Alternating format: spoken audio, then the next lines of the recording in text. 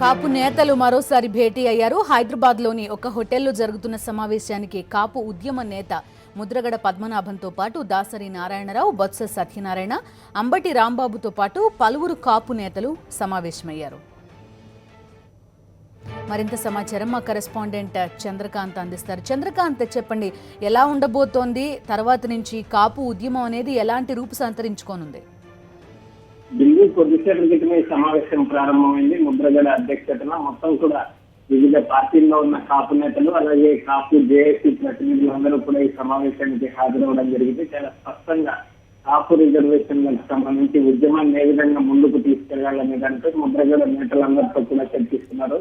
ఈ సమావేశానికి దాసరి నారాయణరావుతో పాటు వైఎస్ఆర్సీపీకి చెందిన అంబటి రాంబాబు, బొత్స సత్యనారాయణ, ఉమ్మారెడ్డి వెంకటేశ్వర్లు, అలాగే వివిధ పార్టీలకు సంబంధించి ఇటు కాంగ్రెస్ పార్టీ నుంచి శ్రీరామచంద్రయ్య, అలాగే వివిధ పార్టీల్లో ఉన్న కాపు నేతలంతా కూడా ఈ మీటింగ్ హాజరవడం జరిగింది. ఈ కాపు ఉద్యమానికి సంబంధించి గతంలో రాజమండ్రిలో అన్ని జిల్లాలకు సంబంధించిన కాపు జేఏసీ సమావేశం జరిగింది. ఆ సమావేశంలో తీసుకున్న నిర్ణయాలకు సంబంధించి ఏ విధంగా ముందుకెళ్లాలనే దానిపై ముద్రగడ ఇక్కడ ఉన్న నేతలందరితో కూడా చర్చించిన తర్వాత భవిష్యత్ కార్యాచరణ ప్రకటించబోతున్నారు. కాపు ఉద్యమానికి సంబంధించి 2.5 సంవత్సరాలు అవుతుంది చంద్రబాబు నాయుడు అధికారంలోకి వచ్చి ఇప్పటి వరకు ప్రధానమైన హామీకి సంబంధించి నెరవేర్చకపోవడంపై ఈ ఉద్యమాన్ని మరింత తీవ్రతరం చేయాలని చెప్పి కాపు ఉద్యమం అంతా కూడా దీనికి సంబంధించి ముద్రగడ భావిస్తున్నారు. ఈ నేపథ్యంలోనే హైదరాబాద్ లో ఉన్న ప్రముఖులందరితో కూడా ఆయన చర్చిస్తున్నారు.